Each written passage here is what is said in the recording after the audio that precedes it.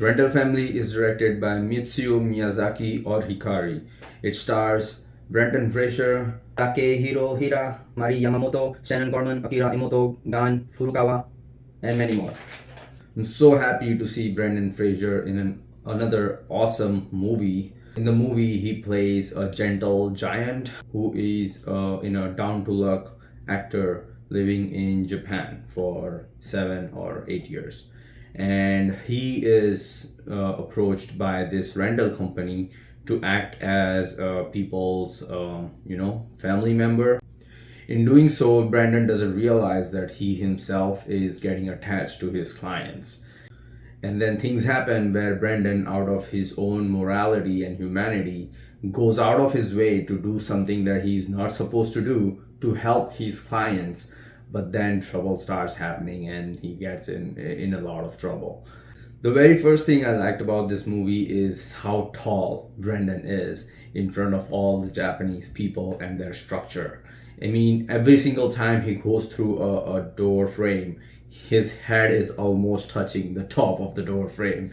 They also make a Hulk reference where Hulk is sitting at the back of a truck. They show Brendan sitting at the back of a truck as well, and he's sitting in the same way with his hands on his knees, and it was so funny. Like sadly, I was the only person who laughed at that joke because I'm pretty sure nobody in the theater was is a Marvel fan, but I noticed that reference and I really really liked it. Right in the beginning of the movie, what they show us is that Brandon himself is very, very lonely. He lives in a very small, lonely apartment, and we see him bringing takeout food and sitting in front of his balcony and eating the food while people watching, and that's what he likes to do. I mean, for some reason, he is okay with it. He is lonely. I don't think his character knows that he is lonely, because even when he finds connection through this rental company that he works for, he finds connection with his client. He is literally lying to those clients, but then he cares about them. The owner of the rental company tells him, like, you can be doing this, you can be doing that, but he just can't, he cannot help himself. He goes out of his way to help his clients, and he then gets in trouble. I really loved his relationship, his father-daughter relationship with Shannon Gorman. Shannon Gorman plays a little girl in the film where the father of the girl leaves her at a very young age, and now apparently the father returned, and the returned father is Brendan Fraser. And over the couple of months that the daughter doesn't know that Brendan is not her actual father, but she creates a very strong bond with him, and he creates a strong bond with her too. He really cares about her, and he realizes so many things about her that her mother does not. Like, he finds out that she is a really good artist. She has a really good creativity in her, and he likes to push that onto his her professors and her supervisors so that she is recognized for her creativity. But then we see that her actual mother doesn't like Brandon being so involved. Brandon is like, I am just doing my job. This is my job to be her father and make sure that she is well taken care of. And the mother is like, yeah, no, we don't want that. I want to be her favorite parent. You can't be her favorite parent. And then, yeah, things go bad. And then her mother kind of pushes Brandon away and tells her daughter that he has to go back, but not until Brandon does really something really good for her. Is she wants to get accepted. The mother of Shannon Gorman wants her daughter Shannon to be accepted into a really prestigious high school in Japan, and they have to do a parent interview. So Brandon is there, and and the mother is there too, and the mother talks less, Brandon talks more, and because of Brandon, the supervisors, the interviewers, they get really impressed by Shannon Gorman and her parents. Eventually, they do get Shannon in the high school. So, but by the time Brandon is gone, But because of what Brandon does, it allows Shannon's mother to see the good impact of what Brandon is doing.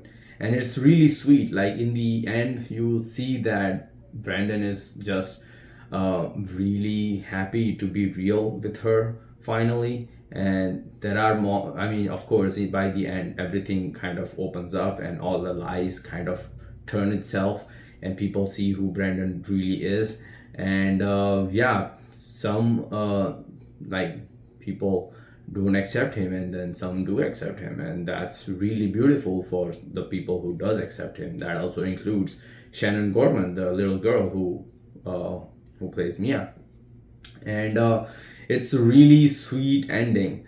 One thing in the ending that I really liked, but I also think that they did not anticipate that as much, is Brandon's relationship to God. In the end, we see post character from Kung Fu Panda. They make Brandon have that kind of revelation when he finally sets foot in a temple, and we see Brandon's reflection. Like that's the God. So what he thought will be over there is actually just him. That's a pose reference from Kung Fu Panda. I think that was underplayed. I feel like they could have shown in the movie. They only show one scene where he is playing a reporter, a character of a reporter to one of his client. His name is Akira Imoto, and Akira Imoto takes him to a temple and then asks him like, "Hey, what is your relationship with God?" And we see Brandon saying that he just stopped going to temples after he turned 16 because it didn't feel like a necessity or didn't feel a connection with the God. And that's the only one scene we see him.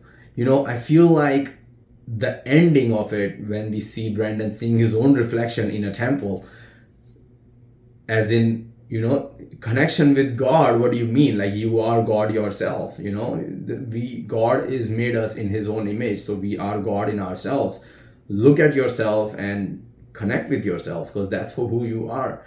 That scene itself didn't hit me as strongly because they only showed one scene in the whole movie where we see Brandon's connection with God. I feel like there could have been a couple of more scenes where we see Brandon is like not really willing to go into a temple. There is a maybe they would have shown like there is a temple there where he lives, and he just walks by it. He just looks at it and he just walks by it. He doesn't give a damn about going into a temple. Or we see someone else doing something religious to him and he just ignores it. He was like, yeah, I don't believe in that.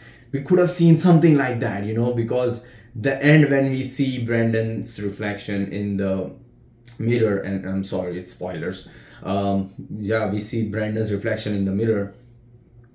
I was like, yeah, that's cool, but it didn't hit me as strong. I wanted more scenes where Brandon is like, oh, I don't believe in God, scenes in the beginning, so that by the end, when we see his connection with God and he sees that his connection with himself is what the connection with God is, that would have hit more strongly, is what I believe. Yeah, in the end, before the end, like somewhere in the middle to the end, we see him embracing himself the way he is. He is like, I care about my client. I don't care if I'm going too far with my clients. I'm going to go too far because that's what my client is asking for, and I know that's what he or she wants. So he does that. There is this old guy who wants to go to an old mountain to pray to a god and to visit a house that's a very old house. He's not supposed to allow his clients to do that. He's not supposed to accompany him. And the client is like, we are going to run away from this house. The client is like really old, so he's not allowed to leave the house because he loses his mind. He has schizophrenia, I think, I don't know, or Alzheimer's, one of that, and he loses himself once in a while. So leaving a house is very dangerous for this character. And Brandon is like, if I do that, that's me going out of my way to help a client. I shouldn't do that. But then we have this character arc where he's like, I am going to do it. Fuck it, fuck this shit. And then he does that. He takes the character out of the house, and then he hikes with the character, like he travels with train, with bus, and then he hikes the rest of the miles and hikes to this place in the woods, in the mountains. There is a house, and there's a really really sweet story of this client that Brandon learns about, is that this client had a wife before, and before the client went to the war, he was married to this lady. But then when he came back from the war, the lady succumbed to some kind of disease and she died. And then he got remarried later on, but he really misses this lady, and this house was their house when they were married. So he really misses her, and he wanted to see this place before Alzheimer's or schizophrenia takes away his memories. So this is a very beautiful moment that we see, and Brandon wouldn't be able to see any of this if he would have stayed behind his rules, you know. So we see him so happy that we feel happy, and Brandon does that. But then after everything happens, we go to the place, we pray to the god, we go to the house, and then we sit around, we chat, and then we sleep. And then something sets in, is that Brendan is going to get in trouble. He did something that he's not supposed to do. He is going to get in trouble. And oh my god, throughout the time we are anticipating something bad is gonna happen. Brandon wakes up, Akira Imoto is not there. He's like, he looks around, he's like, where are you? And we are scared. Then we see him digging something up from next to a tree somewhere in the woods. And Brendan goes there, takes a sigh of relief, and then he digs out a box, and the box had pictures of his first wife, and he cries, and Brendan also cries, and it's a really emotional moment. And then he's like, okay, I'm going back, I'm ready to go back home, thank you so much for accompanying me with me on this trip. And then they are going back home, and then Brendan gets it, and then we are anticipating something bad is going to happen again. And then Brandon gets a call. He takes a call. He's not getting much of a reception, but we see Brandon's boss is like, "Hey, where are you? Where did you take Akira Yamamoto? Oh my god!"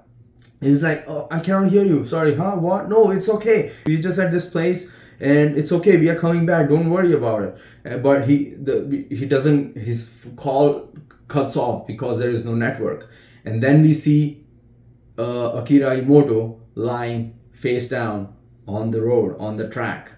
And yeah, I mean, it's scary. I mean, then Brandon, shit goes down, and it's crazy. So it is very it is sad, it is tragic, it is also happy, but rest assured the film has a happy ending. So I would recommend everyone to watch this film. It was really good. And Brandon's character, I'm so happy they did not show him accepting his own lonely side, because he is lonely. If he would have accepted himself, oh yeah, I am lonely, I probably should do about something about this, he would have went to a therapy like a normal person would do. He doesn't do that because he doesn't realize that he is lonely.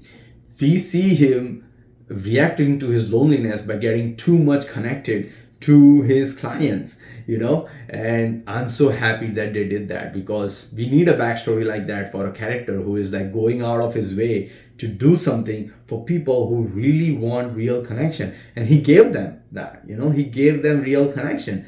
And it was so satisfying to see that, to see someone give you what you want when you're paying them for something, and they give you more than what you paid for. So Brandon gave them more than what they paid for, and it was really beautiful. If someone, as the boss says, like, we sell emotions, and Brandon just showers them with emotions, and I think that was just amazing. That was really sweet and really awesome. As I said, like, the movie is going to satisfy you by the end, and it is going to make you cry, it is going to make you terrified, it is going to make you laugh, and in the end you will be satisfied. So I highly recommend watching this film, Rental Family, in the theaters now. Go watch it. See you in the next video. Bye.